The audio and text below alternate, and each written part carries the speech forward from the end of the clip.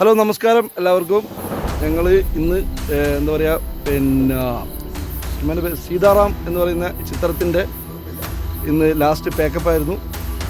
എല്ലാവർക്കും കുറച്ച് ഓരോ കാര്യം ചെറിയ കാര്യം പറയാം. സീതാറാമിനെ പറ്റി എന്ന് പറയാനുള്ള ഫേമറി ഷൂട്ടിംഗ് ലൊക്കേഷൻ വളരെ നല്ല രസമായിരുന്നു.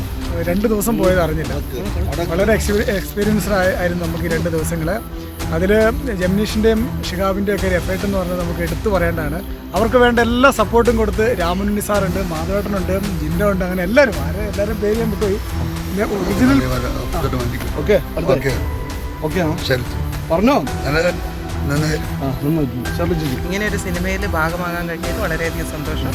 ഈ സിനിമയ്ക്ക് എല്ലാവിധ ആശംസകളും നേരുന്നു. വളരെ നല്ല ഒരു അനുഭവം. സന്തോഷത്തോടെ എന്തായാലും നല്ല വിജയമായി തീരട്ടെ.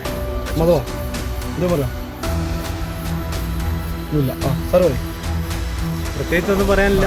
എല്ലാവരും വളരെ ഭംഗിയായിട്ട് എല്ലാവരും ചെയ്തിട്ടുണ്ട് എന്നാണ് എൻ്റെ വിശ്വാസം. പിന്നെ എന്തായാലും ഉഷാറാവട്ടെ എന്ന് മാത്രമാക്കി. സീതാറാം എന്ന ഈ സിനിമയിൽ നല്ലൊരു ഭാഗമാക്കാൻ കഴിഞ്ഞാൽ വളരെ സന്തോഷമുണ്ട്.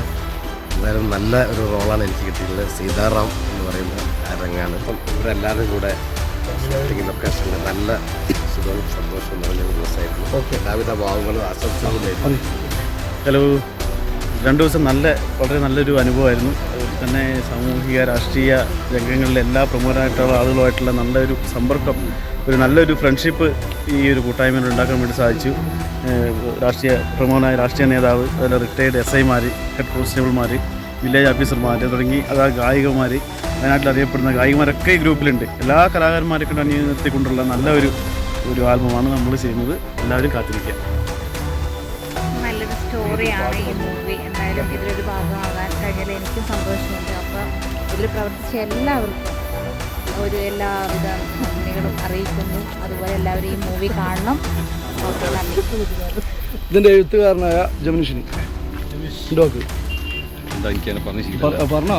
എല്ലാവരും നന്നായി 2 ദിവസം നല്ലതായിട്ട് പോയിട്ടുണ്ട്.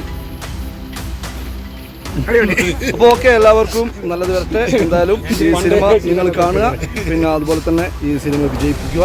നമ്മളെ എന്താ പറയുക, ഗൗരി എന്ന് പറയുന്ന ചിത്രത്തിന് വിജയം തന്ന മാതിരി ഇതിനും വിജയം തരിക. അപ്പോൾ എല്ലാവരും ഓക്കെ, താങ്ക് യു.